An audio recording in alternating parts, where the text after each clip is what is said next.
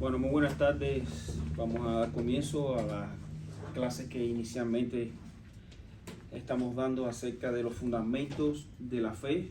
Este libro que nos está sirviendo para dar las clases, que es del pastor Josh MacArthur. Son 13 lecciones para crecer en la gracia y conocimiento de Jesucristo. Y como dice, el libro son fundamentos de la fe. O sea, cuando hablamos de fundamentos, son cosas que son básicas, elementales y muy importantes. Y ya estamos ya en la tercera clase.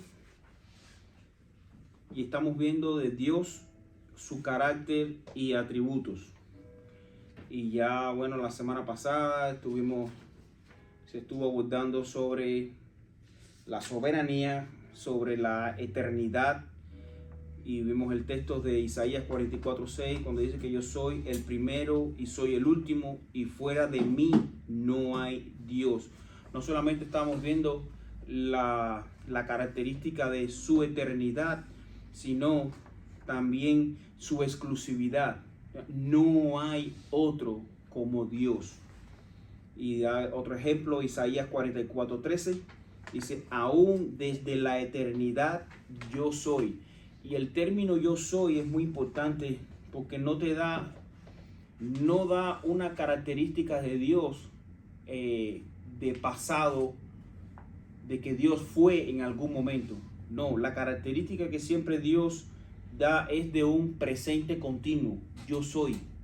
Y de hecho, cuando Dios se le revela a Moisés y le manda: ve a donde está el faraón y dile que yo soy el que soy, te envió. Y pudiera haber dicho, dile que yo fui, que yo era, pero que ahora soy. No, siempre Dios ha estado presente. Dios es una eternidad. Dios es presente todo el tiempo. Y eso nos da un entendimiento de su eternidad y aún de su existencia ilimitada.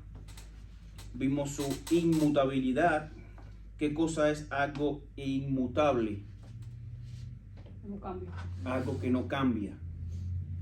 Yo sé que ustedes más o menos, no manejan los términos en español. Y vimos Malaquías capítulo 3 versículo 6, dice: porque yo, el Señor, no cambio. Vimos en el otro ejemplo de Hebreos capítulo 6, 17 y 18.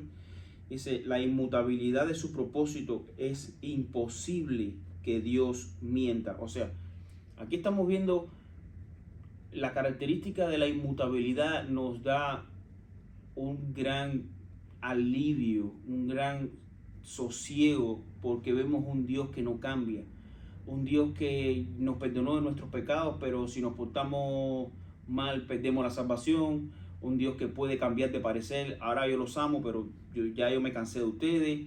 No, el carácter de Dios es un Dios inmutable. Su promesa es para siempre, su salvación es para siempre, el perdón de su pecado es para siempre, perdón de nuestros pecados, mejor dicho, es para siempre. Claro, eso no quiere decir que una vez que somos amados por Dios, perdonados por Dios, justificados por Dios, yo voy a vivir como me da la gana porque Dios no cambia. No, mucho cuidado. Lo que está dando a entender entonces es que a lo mejor la salvación no ha sido aplicada en ti. Dios simplemente está dejando que tú vivas como tú quieras, y sin embargo, porque no estás respondiendo a tu actitud, estás siendo coherente con la obra que Dios está haciendo. Entonces, de hecho, esas personas que en los evangelios decía: no todo el que me dice Señor, Señor entrará en el reino de los cielos, sino el que hace la voluntad de mi Padre que está en los cielos. Y vendrán, dicen muchos que dijeron: Señor, yo en tu nombre saqué espíritu, en tu nombre echamos fuera demonios, nosotros en tu nombre hicimos. Pero Él dice: apartados de mí, hacedores de maldad, nunca los conocí.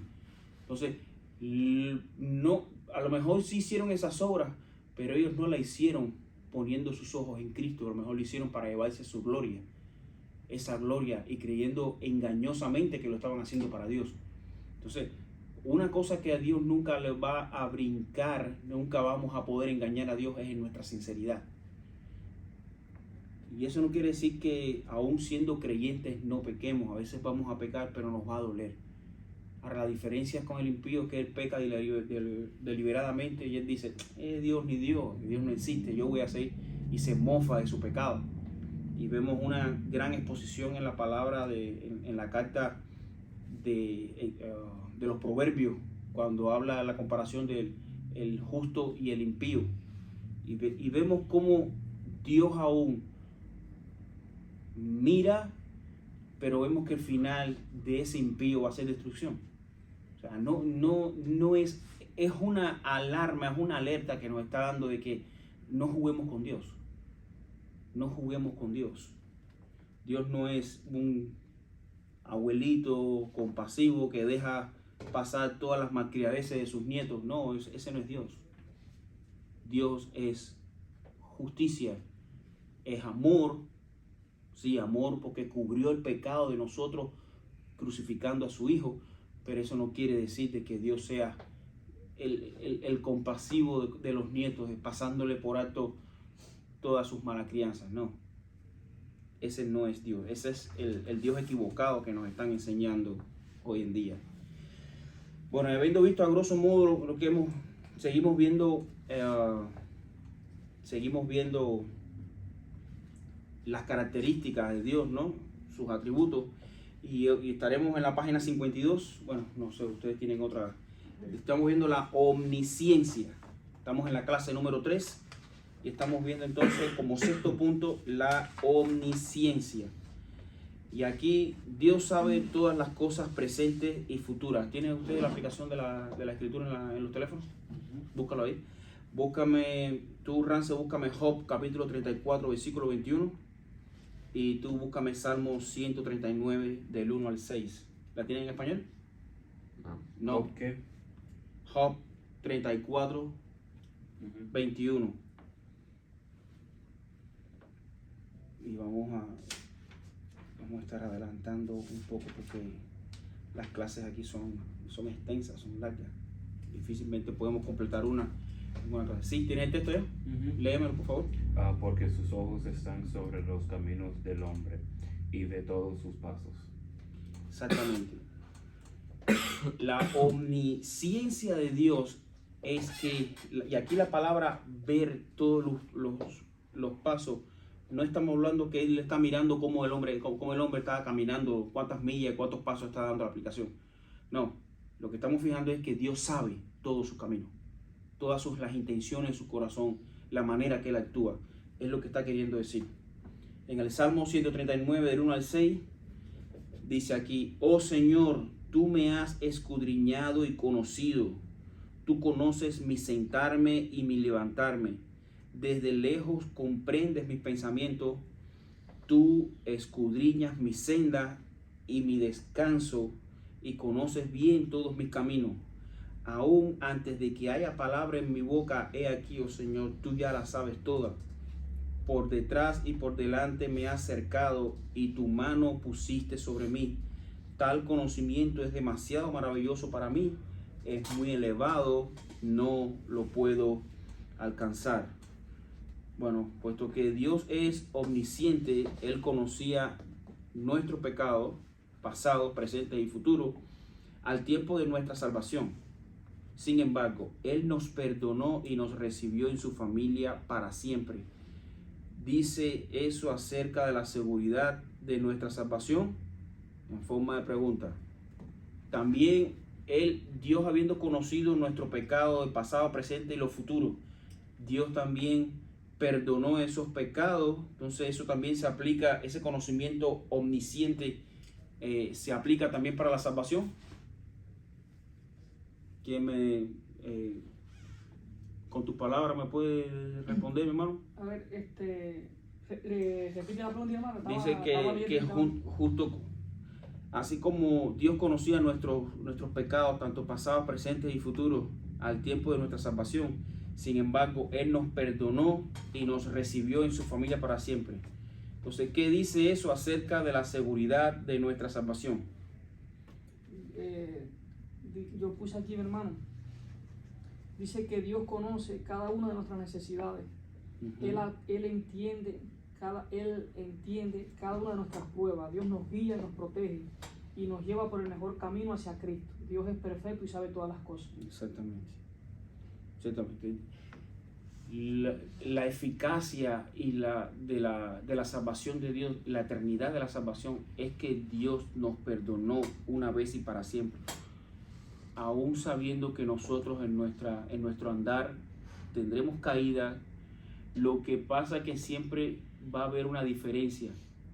Cuando un creyente peca, al creyente le duele y se siente que ha ofendido a Dios. En otra ocasión, por otra parte, cuando un impío practica el pecado, que es lo que hace, eso es como algo normal, no pasó nada. Simplemente cuando un impío se arrepiente de su actuar, es porque le falló o porque no salió como él quería. Y por eso, sí, adelante. Sí. Pero hay una gran diferencia entre el actuar de un justo. Acá, por favor, aquí tengo la cámara. El actuar de un justo cuando cae, que el actuar de un impío cuando practica el pecado. Son dos características. Por eso es que por eso es que el sacrificio de Cristo cubre una vez y para siempre. Porque de lo contrario tendríamos que estar practicando el sacrificio del cordero como se hacía en el Antiguo Testamento, que era por cada pecado, ven, trae un cordero sin mancha delante del trono, tenemos que sacrificarlo. Y al final eso siempre apuntaba a la obra que iba a hacer Cristo. Cristo fue ese cordero sin mancha, pero su sacrificio, su sangre santa derramada por nuestros pecados, fue una vez y suficiente para siempre.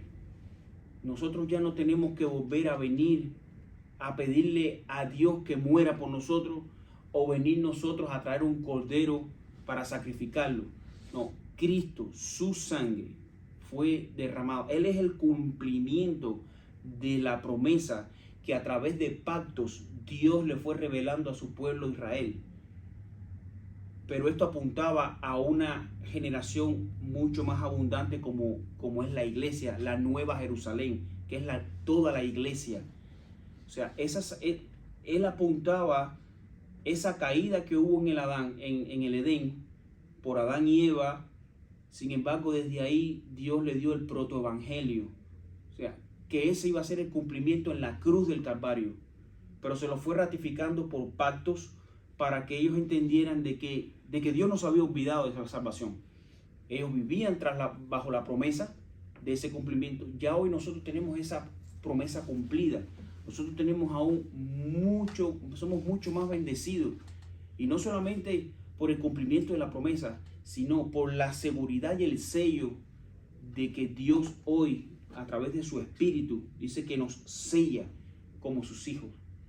Y eso nos da la garantía de que somos hijos de Él para siempre. No es por nuestro andar que Dios nos va a salvar. Es por la obra de Él que se está haciendo y renovando constantemente en nosotros, por habernos dejado su Espíritu dentro de nosotros. O sea, es una obra mucho más abundante, mucho más perfecta, con un alcance, con una misericordia increíble. Hoy podemos adjudicarnos a nosotros las palabras del rey David cuando decía: nuevas son tus misericordias cada mañana, grande es tu fidelidad. Nosotros estamos de renovación en renovación cada día. Dios renueva su amor todos los días, su misericordia son nuevas cada mañana, porque estamos, como hablaba con el hermano cuando venía, es que Dios no nos ve a nosotros directamente, sino nos ve a través de su Hijo. Al ver a través de su Hijo, la obediencia de su Hijo es lo que hace que Dios se alegre con nosotros.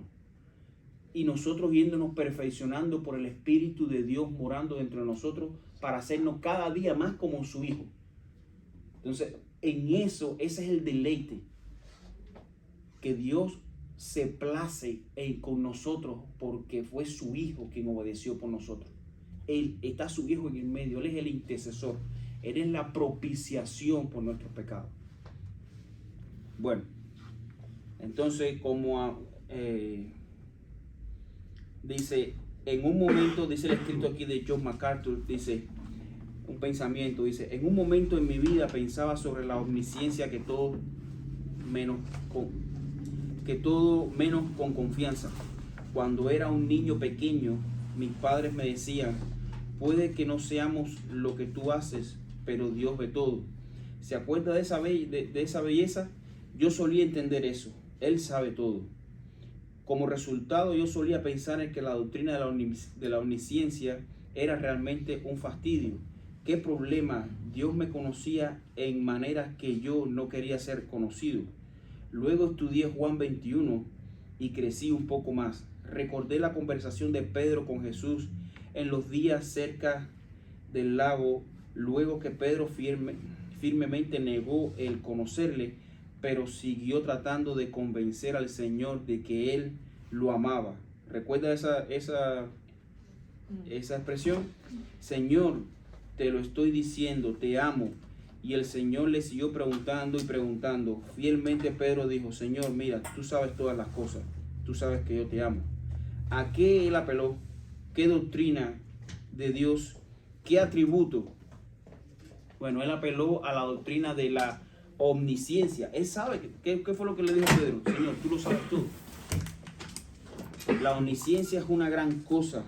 No es tanto como que Dios mira abajo y te espía.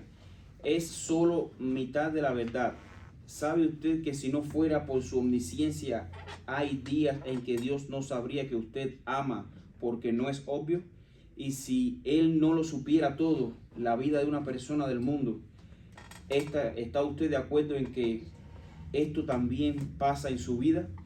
¿Cómo sabe Él que a mí me importa? Él tiene que saber mucho. Él tiene que saber todo. Él tiene que saber mi corazón. Eso me da confianza aún cuando yo fallo y estropeo todo. Mi amor está asegurado porque Él conoce mi corazón. Estas son las palabras de Josh McCarthy. Bueno, el séptimo punto podemos ver la omnipresencia. ¿Alguien me puede explicar con su palabra qué significa omnipresencia? Dios está en todas partes al mismo tiempo. Exactamente. Dios está presente en todo lugar en el universo. Bueno, vamos a ver Proverbios 15:3. Dice, en todo lugar están los ojos del Señor, observando a los malos y a los buenos. El Salmo 139, del 7 al 12, de una manera resumida, dice, ¿a dónde me iré de tu espíritu? ¿A dónde huiré de tu presencia? Si subo a los cielos, he aquí, ahí estás tú. Si en el Seol preparo mi lecho, ahí estás tú. Si tomo las alas del alba y si habito en lo más remoto del mar, aún allí me guiará tu mano y me asirá tu diestra. O sea, vemos el alcance de la presencia de Dios. Y eso era algo que hasta cierto punto ignoraron a Adán y Eva cuando intentaron esconderse de la presencia de Dios. Aún Dios le dio la oportunidad de que ellos confesaran su pecado. ¿Dónde están ustedes? ¿Qué hicieron? No.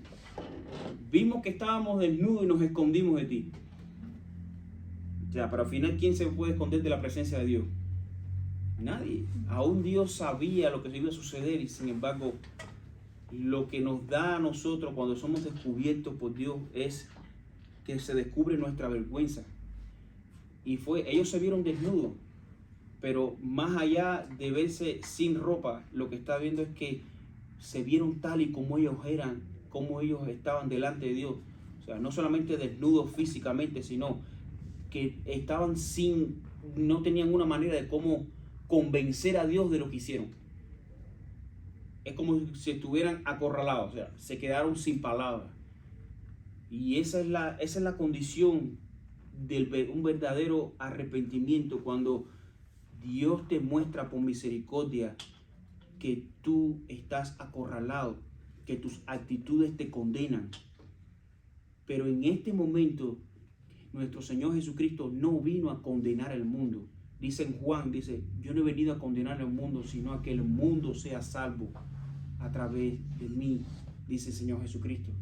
O sea, lo mejor que nos puede pasar en estos momentos en nuestra vida es que por la omnipresencia de Dios, por la omnisciencia de Dios, Dios muestra nuestros pecados y nosotros podamos venir y decirle a Dios: Señor, perdóname porque tú lo sabes todo.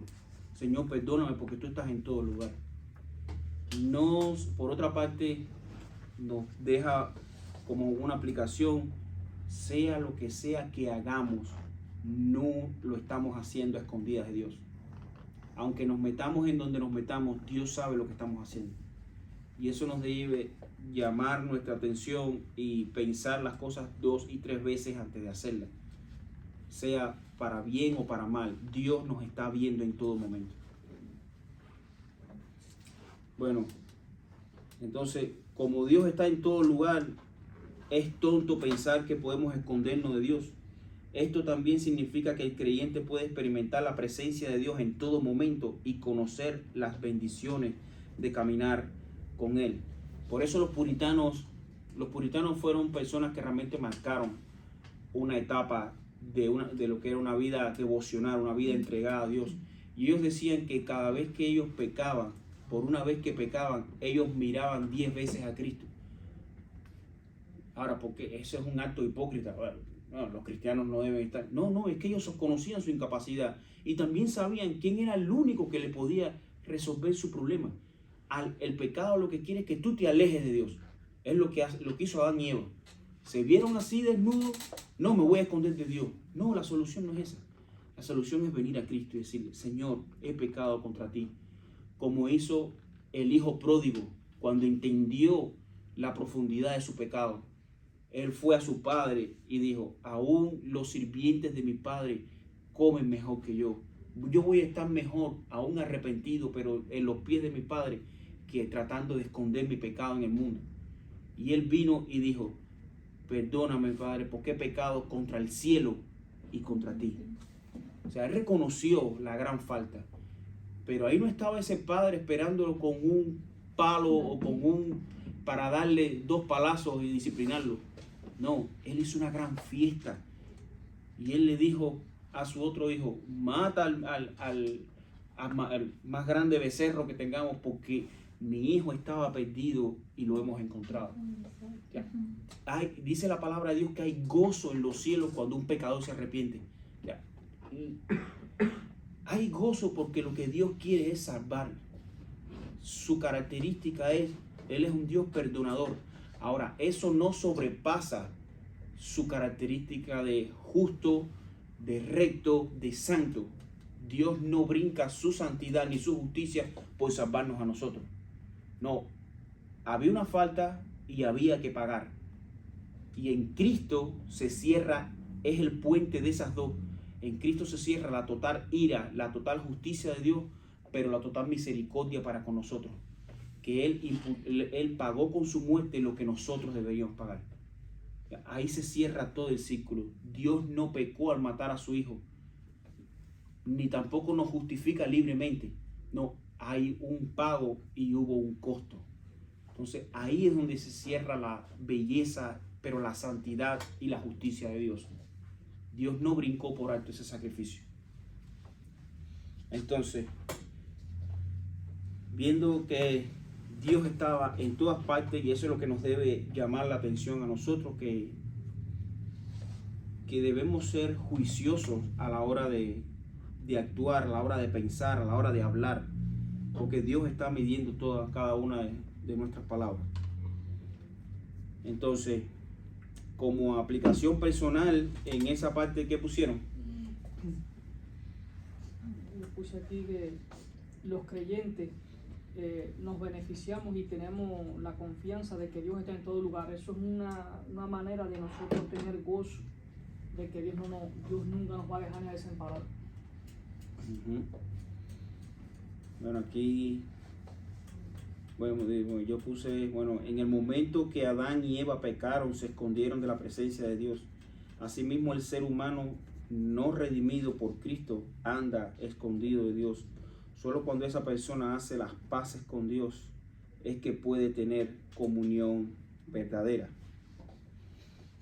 Bueno, Jeremías, ahora vemos el punto número 8, que es la omnipotencia.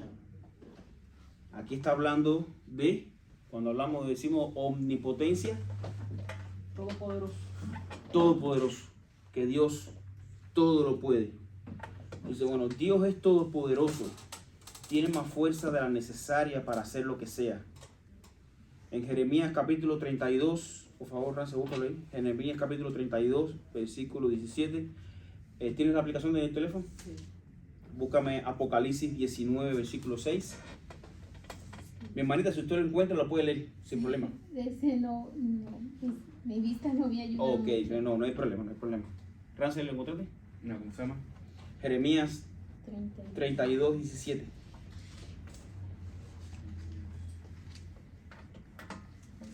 ¿32:17? Sí.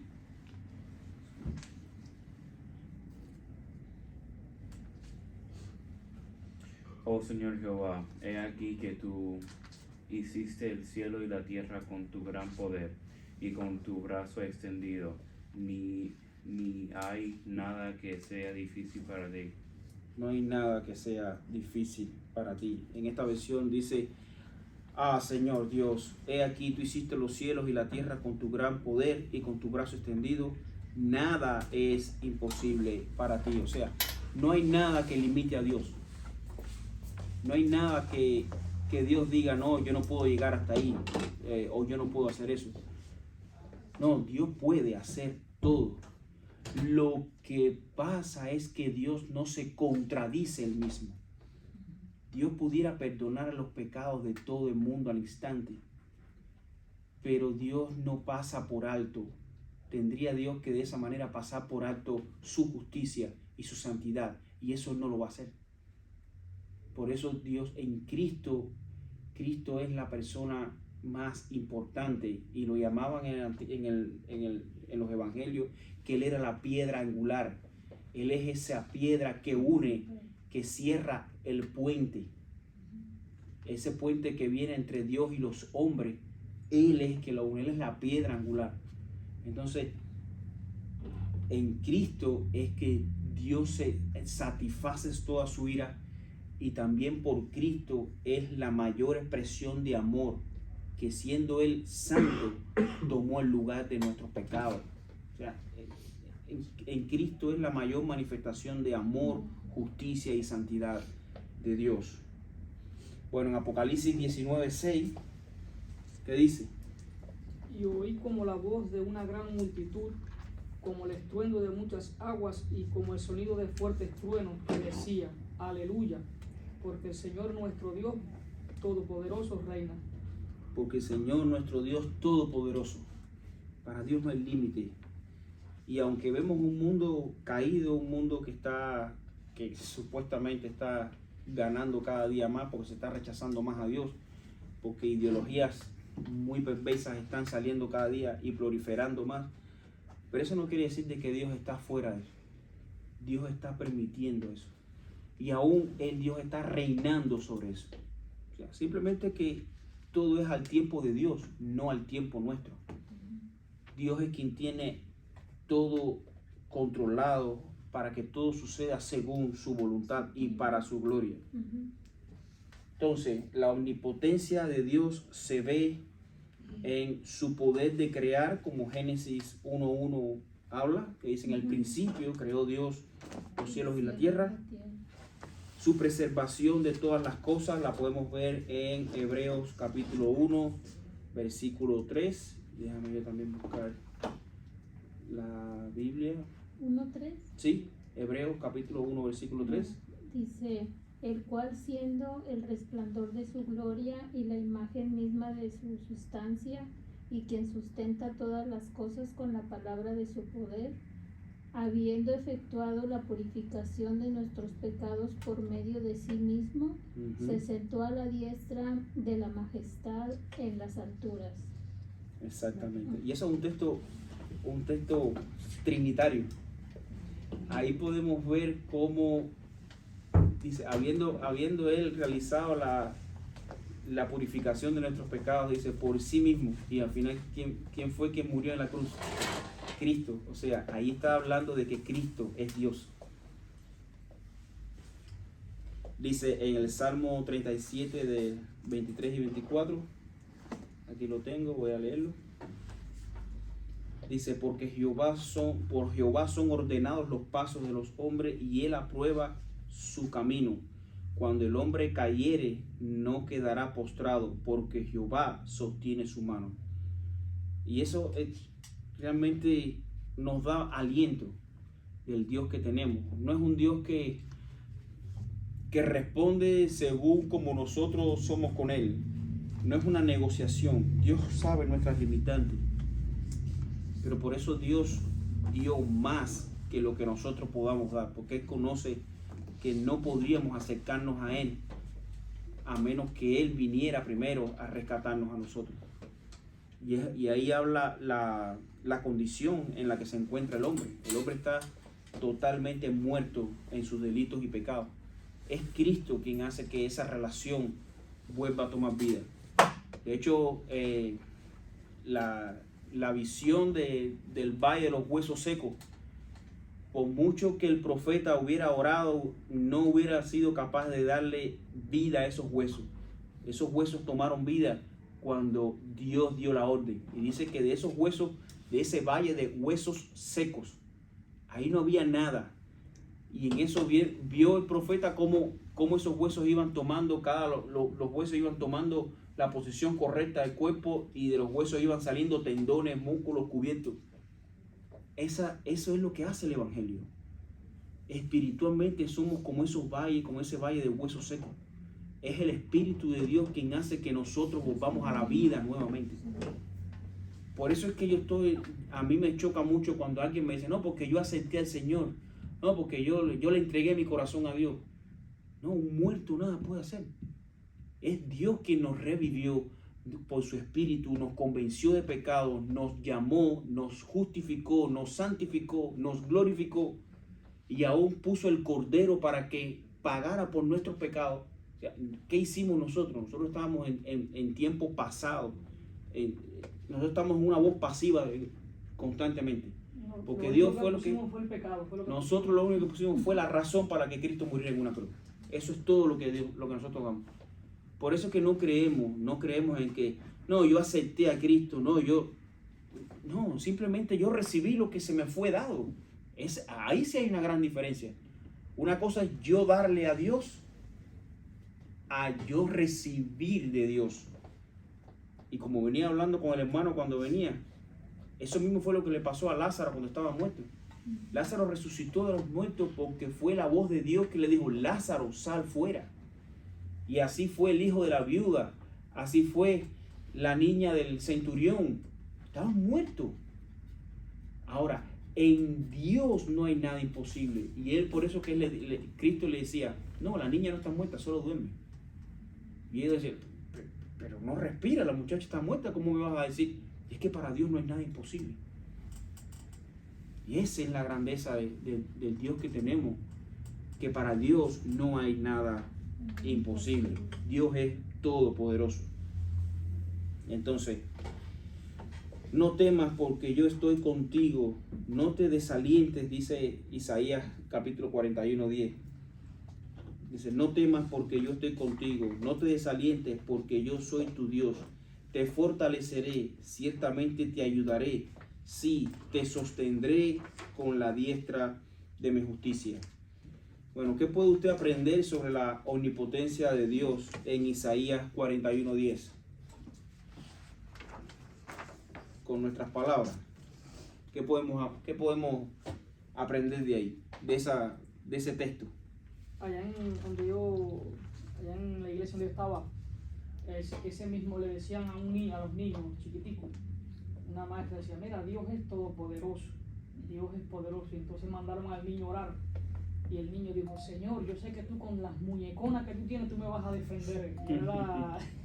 Y es así, Dios nos protege, nos ayuda, nos guía. Nosotros no tenemos que preocuparnos, solamente en obedecerle a Él. En obedecerle a Él.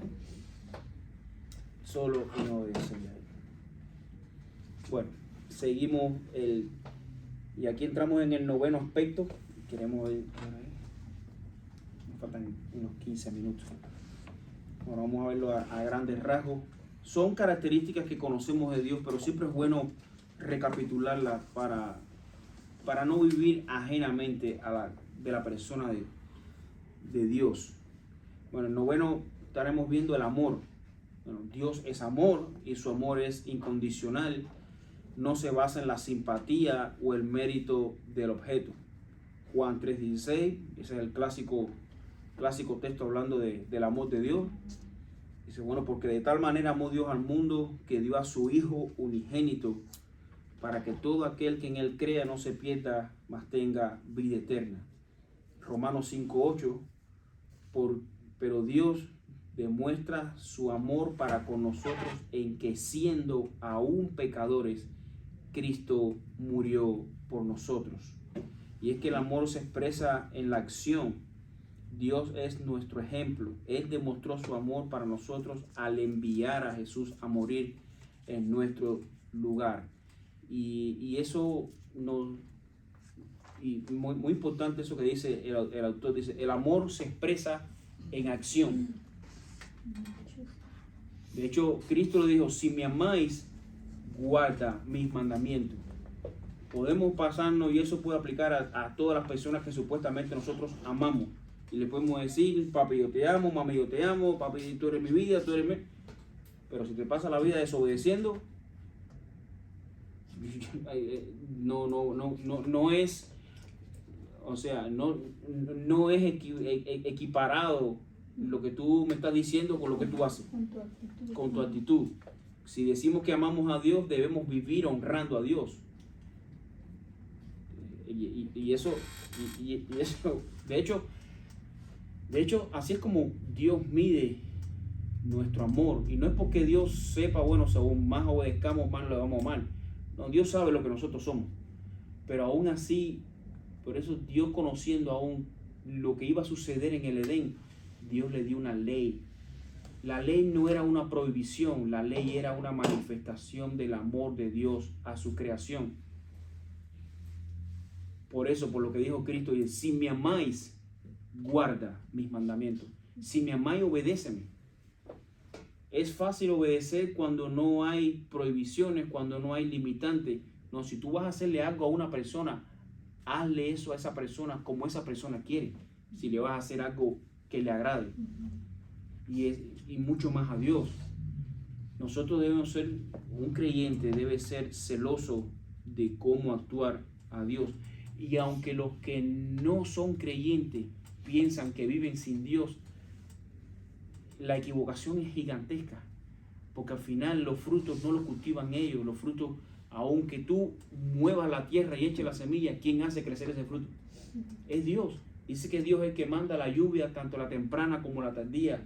Él hace salir el sol, dice, sobre justos e injustos. O sea, la misericordia de Dios, la bondad de Dios se extiende aún más aún más de los justos. Aún hasta los injustos, los que no se merecían nada, viven bajo el amparo de Dios.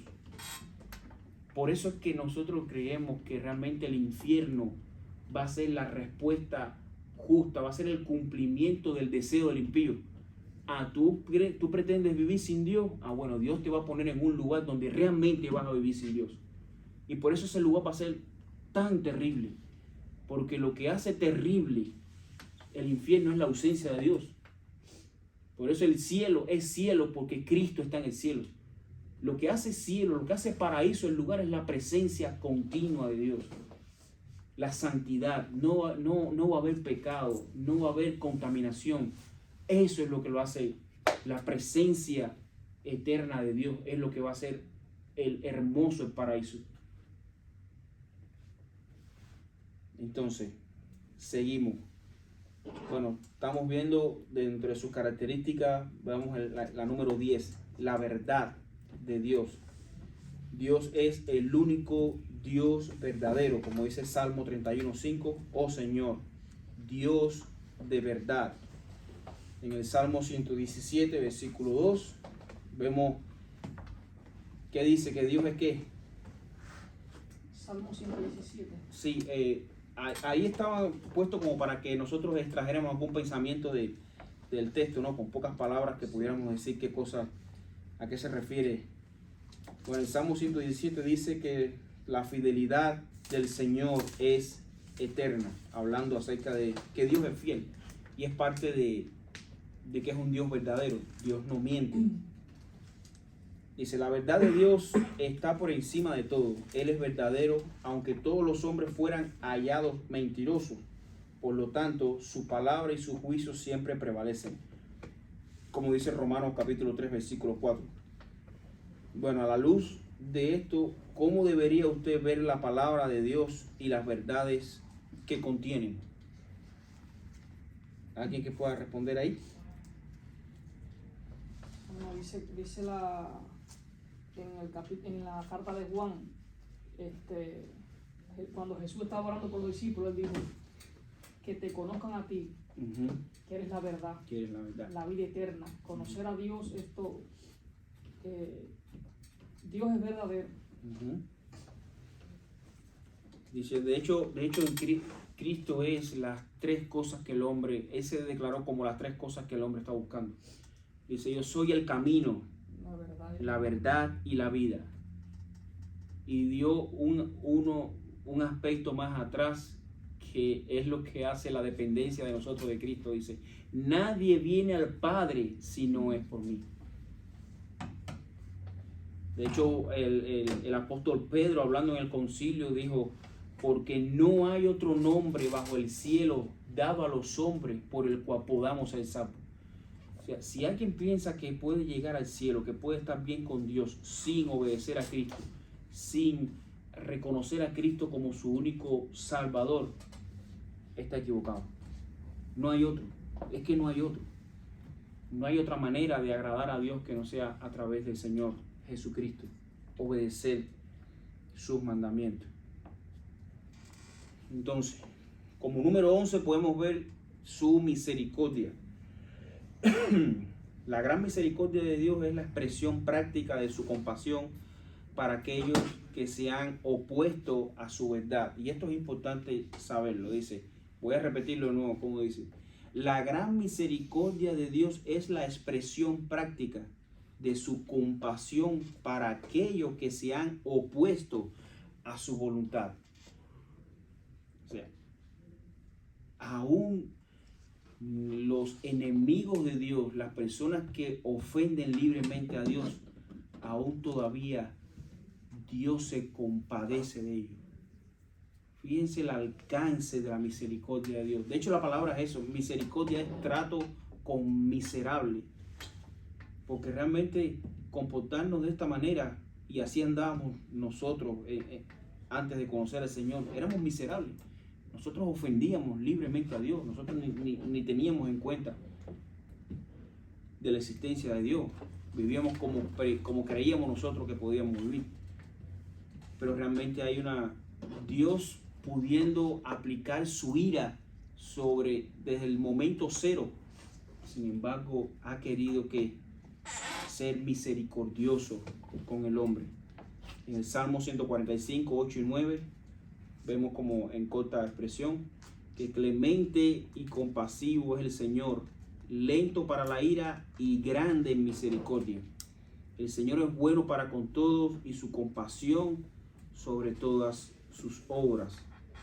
En el Salmo 130, aquí en los Salmos podemos encontrar muchísimas expresiones de David y de muchos otros hablando acerca de lo clemente, el amor, la protección de Dios, su bienaventuranza. Dice el Salmo 130, versículos 3 y 4, Señor, si tú tuvieras en cuenta las iniquidades, ¿quién, oh Señor, podría permanecer?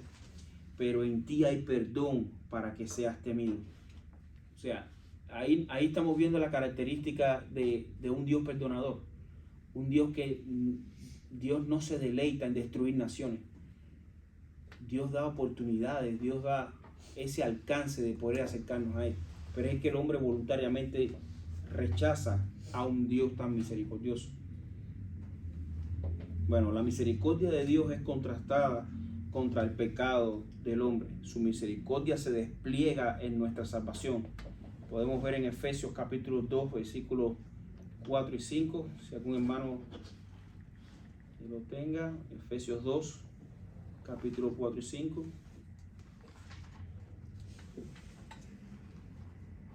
Efesios capítulo 2, versículos 4 y 5. Pero Dios, que es rico en misericordia, por causa del amor con que nos amó, aun cuando estábamos muertos en nuestros delitos, nos dio vida juntamente con Cristo. Por gracia habéis sido salvados. Exactamente. Dice que no, estando como. ¿Cuál es la condición del hombre? Y esto es importante. No podemos desligar en estos textos una cosa de la otra. ¿Por qué Dios tuvo que aplicar misericordia? Estábamos Dice, muertos. porque su gran amor con que nos amó, aún estando nosotros como muertos en pecado. Y lo que estamos viendo es la condición, una condición insalvable. No es que el hombre estaba debilitado, el hombre estaba enfermo, el hombre estaba... No, el hombre estaba como muerto. Y la palabra muerto significa en términos bíblicos separado totalmente de Dios. Si Dios es vida y el hombre está separado, ¿cómo está el hombre? Muerto. Si Dios es luz y el hombre está separado, ¿en qué está el hombre? Tiniebla. En tiniebla. O sea, esa es la explicación. La palabra muerto significa separación. De hecho, nuestros cuerpos, el día que mueran, la gente dice, bueno, murió y ya, descansó. No, simplemente la muerte es la separación del espíritu del cuerpo. Pero dice la palabra de Dios que el espíritu vuelve al que lo creó. O sea, ¿a dónde? A Dios. Por eso es que nosotros tenemos eternidad en nuestros cuerpos. Porque al estar hecho a imagen y semejanza de Dios, Dios es eterno. Dios es un Dios sapientísimo, o sea, muy inteligente. Dios es un Dios con raciocinio. Por eso es que nosotros tenemos pensamientos, nosotros tenemos conciencia. Eso es lo que nos diferencia a los animales. Pero aún también la existencia de esa alma es eterna. Ahora, la diferencia es en dónde va a estar esa alma eternamente. Y es lo que Dios quiere, darnos vida y vida en abundancia, vida eterna. Dios quiere que perdonar nuestros pecados, pero el hombre tiene que entender su condición. Tiene que pedirle perdón a Dios. Dice, si confesamos, dice Juan, si confesamos nuestros pecados, Dios es fiel y justo para perdonar nuestros pecados y limpiarnos de toda maldad. O sea, el ofrecimiento es gratuito. Dios está para salvarnos, no está para condenarnos. En estos momentos Dios quiere alcanzar a cada alma. Entonces, como decíamos, hoy estaba escuchando un sermón en la mañana y decía también, por tanto, a los que más se les dio, más se les demandará. Sería excelente que aún nosotros 6 en esta clase entendiéramos la necesidad que cada día tenemos de Cristo. Que cada día tenemos de ese Dios perdonador, de ser alcanzados por su misericordia. Dice, y esta es la especialidad de Dios, dice que la gran misericordia de Dios es la expresión práctica de su compasión para aquellos que se han opuesto a la verdad. Dios es especialista en perdonar. Pero ojo, no piensen de que Dios es ese abuelito que malcría a sus nietos. No lo es. Dice en hebreo, horrenda cosa es caer en manos de Dios vivo. O sea, aprovechemos hoy que Dios está, la puerta está abierta, que Dios está como intercesor para la salvación. Un día será cambiado y Cristo será ese acusador también. Dios estará ahí para juzgar. Hoy tenemos el alcance de su misericordia. Entonces, como aplicación personal de Efesios capítulo 2, 4 y 5, bueno, nosotros nos mereceríamos la condenación eterna, pero Dios, que es rico en misericordia por causa del gran amor con que nos amó, aun cuando estábamos muertos en nuestros delitos y pecados, Dios nos dio vida juntamente con Cristo. O sea, así como Cristo, dice, así como Cristo tuvo que ser levantado, dice, es necesario que Cristo sea levantado para que todo aquel que en él crea no se pierda, sino que ¿qué? Tenga vida eterna. Que tenga vida eterna. Bueno, ¿cómo serán afectadas sus oraciones? Como ya modo aplicativo. ¿Cómo pudieran ser afectadas sus oraciones? Ya entendiendo esto, ya nosotros vendríamos y bueno, hoy me toca orar, vamos a hacer alguna oración ahí para que Dios vea que nosotros oramos. No, ya nuestra manera de venir delante de Dios ya es de una manera sumamente reverente. Y entonces ese es el propósito de entender la doctrina de Dios. Mientras nosotros menos conozcamos de Dios, va a prevalecer más que nuestro carácter, nuestra actitud, nuestra arrogancia. Pero mientras más nos acercamos a Dios, vemos que nosotros no estamos en condiciones de pararnos delante de Dios. Y si estamos delante de Él es gracias a su Hijo Jesucristo. Entonces nuestras oraciones ya toman un matiz diferente. Ya venimos como en humillación. Señor, recíbeme por tu misericordia.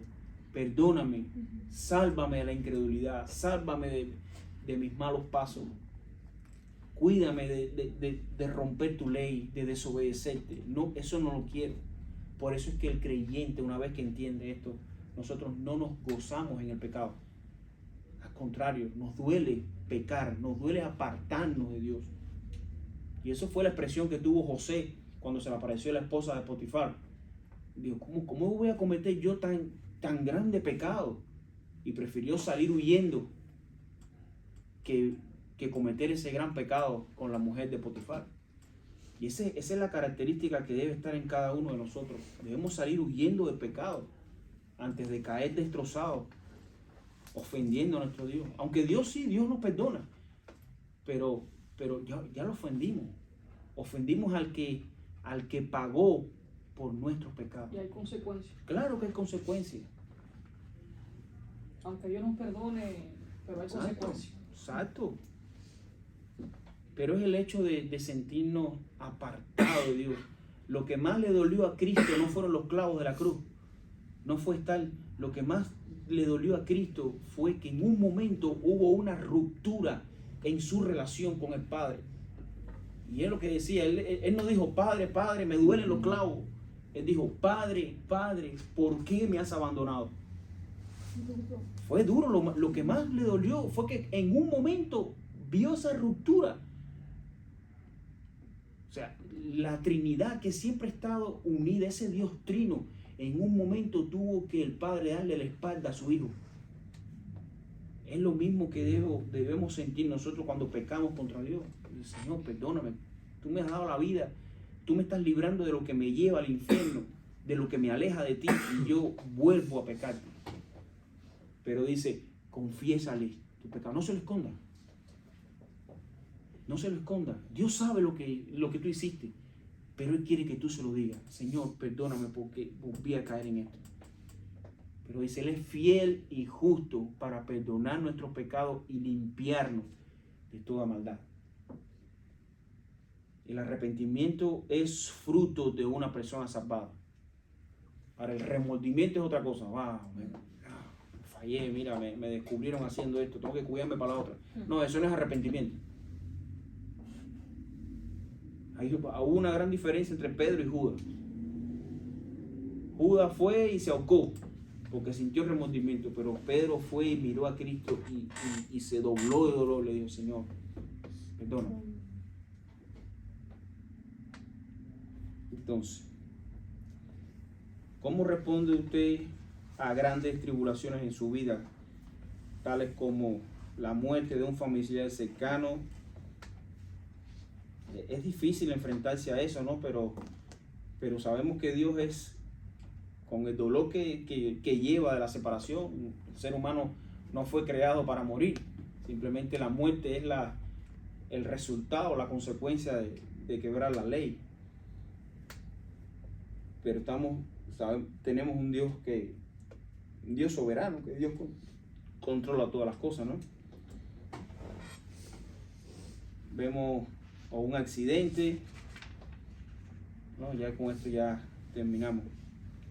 Entonces, un accidente que deje físicamente discapacitado a alguien, bueno, Dios tiene un plan sobre esto. O sea, Dios es soberano, Dios no se aparta de nosotros, sea lo que nos suceda. Dice, como dice Romano, a los que aman a Dios, dice, todas las cosas le ayudan a bien. Y no estamos hablando de que todo le salga bien, dice, todas las cosas le ayudan a bien. Muchas veces Dios trata con nuestra prepotencia, con nuestra arrogancia, de manera difícil, que nos pone en situaciones que nos dicen, wow, Señor, puedo utilizar un accidente, puedo utilizar la pérdida de un familiar, una enfermedad, porque hay un propósito mayor, que es que nosotros entendamos quién es Dios, y eso es excelente. Dios quiere librarnos del infierno. Dios quiere librarnos de vivir para siempre lejos de Él. De eso quiere librarnos Dios. Dios quiere vivir con nosotros. Bueno, habiendo terminado la clase, vamos a terminar en oración. Hermano, tenga la oración, por favor. Padre, en esta mañana te damos infinitas gracias por tu amor, por tu misericordia, por tu soberanía. Dice tu palabra que nosotros separados de ti nada podemos hacer. Nosotros somos débiles, nosotros te fallamos, Padre, pero tú eres fiel y nosotros te damos las gracias por tu misericordia. Dice tu palabra que gracias a tu misericordia no hemos sido consumidos. Oh Padre, perdónanos, perdona nuestros pecados. Padre, sabemos que diario fallamos contra ti. Sabemos que te fallamos, Padre, a diario. Por eso te pedimos que nos perdones. Padre, nosotros te necesitamos cada minuto de nuestras vidas. Oh Señor, ¿qué será de nosotros, Dios mío, si tú no nos hubieras salvado? ¿De dónde tú nos sacaste, Padre?